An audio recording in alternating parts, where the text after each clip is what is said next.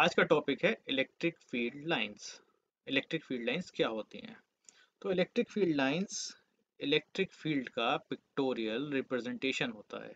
जैसा कि हम जानते हैं कि इलेक्ट्रिक फील्ड एक वेक्टर क्वांटिटी है, तो इलेक्ट्रिक फील्ड इंटेंसिटी को एज अ वेक्टर रिप्रेजेंट किया जा सकता है। तो जितना ज़्यादा मैग्नीट्यूड होगा इलेक्ट्रिक फील्ड का, वेक्टर की लेंथ उतनी ही ज़्यादा होगी, और जितना कम मैग्नीट्यूड होगा उतनी ही कम लेंथ होगी वेक्टर की हमारी। तो अगर कोई एक पॉजिटिव चार्ज कंसीडर करते हैं यहाँ पर, ये पॉजिटिव चार्ज है। इस पॉजिटिव चार्ज की वजह से जैसे जैसे हम इससे दूर जाते जाते हैं, इस चार्ज से जैसे जैसे दूर जाते हैं, इलेक्ट्रिक फील्ड इंटेंसिटी कम होती जाती है, क्योंकि जो इलेक्ट्रिक फील्ड इंटेंसिटी है वो इनवर्स स्क्वायर लॉ को फॉलो करती है। तो जैसे हम इस चार्ज के पास हैं, तो यहाँ पर जो इलेक्ट्रिक फील्ड इंटेंसिटी है वो मैक्सिमम होगी, इसलिए उसको ज़्यादा लेंथ के वेक्टर से रिप्रेजेंट किया है। और जैसे ही हम और दूर गए तो यहाँ पर सक्सेसिव इनकी लेंथ डिक्रीज होती जाएंगी, corresponding to electric field intensity. तो यहाँ पर हमने देखा कि एक चार्ज के आसपास जो इलेक्ट्रिक फील्ड इंटेंसिटी है उसको हम वेक्टर या फिर लाइंस के थ्रू रिप्रेजेंट कर सकते हैं। तो ये हो गया इलेक्ट्रिक फील्ड लाइंस का, या इलेक्ट्रिक फील्ड लाइंस जो होती हैं वो पिक्टोरियल रिप्रेजेंटेशन होती हैं इलेक्ट्रिक फील्ड इंटेंसिटी का किसी चार्ज की वजह से। अब अगर देखें तो ये पॉजिटिव चार्ज की वजह से देखा था। जैसे नेगेटिव चार्ज है, तो नेगेटिव चार्ज में ये फील्ड लाइंस इनवर्ड होती हैं टुवर्ड्स द चार्ज, और पॉजिटिव चार्ज में ये आउटवर्ड रहती हैं। हमने यहाँ जो इलेक्ट्रिक फील्ड लाइंस अभी तक देखी वो आइसोलेटेड चार्जेस की थी, कि अगर एक आइसोलेटेड नेगेटिव चार्ज है तो उसकी जो फील्ड लाइंस होंगी वो इनवर्ड होंगी, टुवर्ड्स द चार्ज होंगी। और अगर एक आइसोलेटेड पॉजिटिव चार्ज है तो आउटवर्ड रहेंगी, और उनमें कोई भी बेंट नहीं होगा, वो बिल्कुल स्ट्रेट होंगी, सीधी। लेकिन अगर दो चार्जेस जो अपोजिट नेचर के हों उन्हें पास पास रख दिया जाए, तब ये जो हमारी इलेक्ट्रिक फील्ड लाइंस हैं वो स्ट्रेट नहीं रहती हैं, कर्व्ड हो जाती हैं। तो पॉजिटिव से हमने देखा था कि आउटवर्ड रहती हैं, तो और नेगेटिव में इनवर्ट रहती हैं। तो जब दो पॉजिटिव और नेगेटिव चार्ज एक दूसरे के पास पास रखे जाते हैं, तो पॉजिटिव चार्ज से चलकर electric field lines negative charge की तरफ जाती हैं, पॉजिटिव से चलकर नेगेटिव की तरफ। और जो नहीं भी जा सकती हैं तो वो आउटवर्ड रहती हैं, आउटवर्ड, लेकिन कर्व्ड हो जाती हैं थोड़ी। और नेगेटिव में भी कर्व्ड हो जाती हैं, इनवर्ट।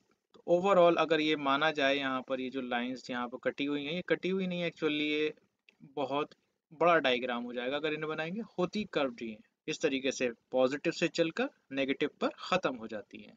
क्या हो अगर दो पॉजिटिव चार्ज या दो नेगेटिव चार्ज एक दूसरे के पास रखे जाएं, तब तभी इलेक्ट्रिक फील्ड लाइंस का शेप कैसा होगा? तो उसके लिए एक और डायग्राम देखते हैं।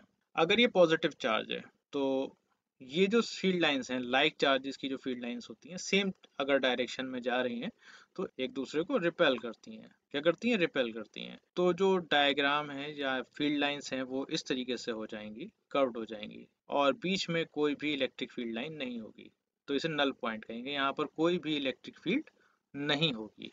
ऐसे ही नेगेटिव चार्ज में भी पॉसिबल होगा। हालांकि नेगेटिव चार्ज में इनवर्ट रहती हैं, लेकिन ये एक दूसरे को जुड़कर एक कंप्लीट लाइन नहीं बना सकती, ना कि दोनों पॉजिटिव में ना दोनों नेगेटिव में। ये सिर्फ पॉसिबल है कि जब अपोजिट नेचर के चार्जेस एक जगह पर रखे हुए हों। और इलेक्ट्रिक फील्ड लाइंस की खासियत क्या होती है? सिकुड़ती हैं, कॉन्ट्रैक्ट करती हैं, और कॉन्ट्रैक्ट करने की वजह से ही ये नेगेटिव पॉजिटिव एक दूसरे को अट्रैक्ट कर पाते हैं। एक और खासियत भी होती है यहाँ पे इलेक्ट्रिक फील्ड लाइन की, ये एक दूसरे को इंटरसेक्ट नहीं करती हैं। इलेक्ट्रिक फील्ड लाइंस एक दूसरे को इंटरसेक्ट नहीं करती हैं। एक चार्ज की वजह से जो इलेक्ट्रिक फील्ड लाइन है वो ये आ गई, दूसरे की वजह से ये आ गई, एक दूसरे को इंटरसेक्ट कर दिया। नहीं, ये पॉसिबल नहीं है। क्यों? इस पर्टिकुलर पॉइंट एक इलेक्ट्रिक फील्ड इंटेंसिटी इस डायरेक्शन में हो गई, और किसी पर्टिकुलर चार्ज की वजह से इलेक्ट्रिक फील्ड इंटेंसिटी इस डायरेक्शन में हो गई। अब एक ही पॉइंट पर दो डिफरेंट डायरेक्शन में इलेक्ट्रिक फील्ड, मतलब एक ही पॉइंट पर अगर कोई ऑब्जर्व चार्ज आता है इस पॉइंट पर, तो उसको दो डायरेक्शन में फोर्स महसूस होगा। ये पॉसिबल नहीं है भाई।